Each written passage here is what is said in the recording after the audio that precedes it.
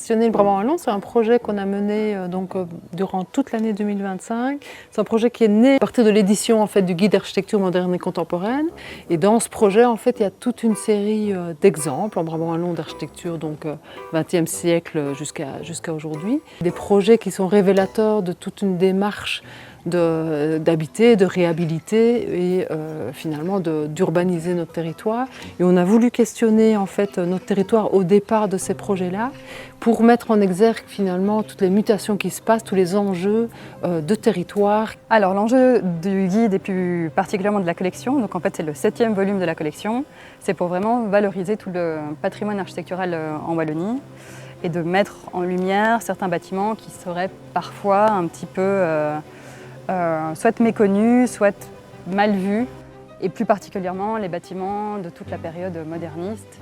Le livre est découpé en différents territoires et on est parti finalement de ce découpage-là pour questionner les différents enjeux de territoire. Alors la première visite par exemple, c'était à Tubize, Ytre et Rebec, et là l'idée c'était vraiment de mettre en exergue tous ces projets qui montrent un mode de vie qui a pu être en place. C'est aussi tous des projets qui questionnent la mémoire de ces lieux-là Donc ça c'était la première visite, enjeu important, la question de la mémoire.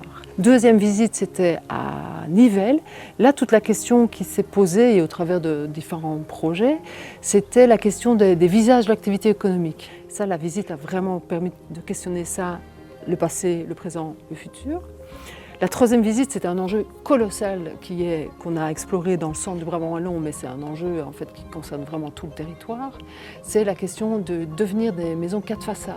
La première idée, c'était d'abord de sortir de l'image un peu trop figée qu'on a de cette urbanisation-là, et on a été montrer des projets qui sont d'une richesse paysagère, programmatique, architecturale et urbanistique dans la manière d'occuper le terrain, qui était tout à fait riche Et puis, c'était une façon aussi de poser la question de comment cette urbanisation-là va évoluer.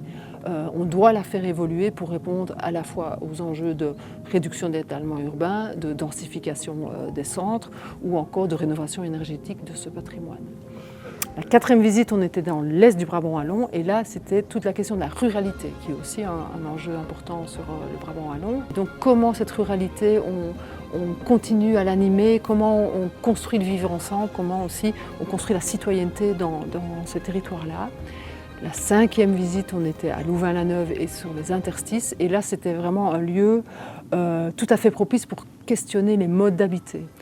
Avec des projets tout à fait innovants qui ont été créés au début de Louvain-la-Neuve sur l'habitat groupé. On a aussi été voir un autre habitat groupé qui est tout neuf, qui a quelques années à peine, avec des questions du vivre ensemble on voit qui perdurent, on voit aussi avec les mêmes questionnements pour le devenir de ces lieux-là, comment ils peuvent évoluer, comment ils peuvent être évolutifs en eux-mêmes par rapport aux différents ménages et par rapport à l'accès au logement aussi.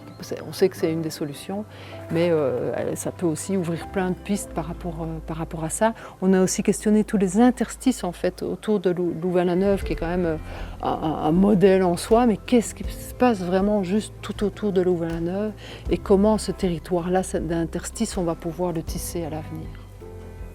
En un an, c'était vraiment d'une richesse assez incroyable parce qu'on a été voir plus de 23 projets, 3 parcours qui ont pu être faits dans différents territoires. C'est plus de 25 personnes qu'on a pu rencontrer, soit auteurs de projets, soit porteurs de projets, architectes et autres. C'est 40 personnes qui nous ont suivis parfois plusieurs fois et donc sur une totalité de plus d'une centaine de participants au total, Pourquoi avoir mis Louvain-la-Neuve au centre du guide? C'est un peu lié au format de la collection, où chaque zone géographique qui est liée à un volume du guide se concentre sur soit la ville, on va dire, capitale de la province, soit une ville qui a joué un rôle majeur dans le développement territorial.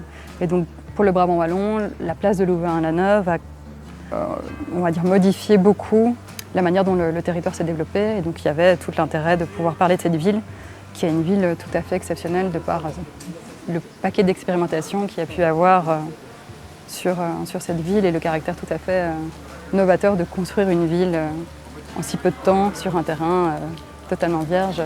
que retenir vraiment de ces visites, de cette aventure? Pour moi, c'est vraiment l'importance d'aller sur le terrain, de pouvoir rencontrer des gens, de faire croiser vraiment les différentes disciplines, les différents territoires et être vraiment à l'écoute de ça. Et donc, il faut pouvoir continuer dans cette démarche-là et continuer vraiment à sillonner le Brabant wallon.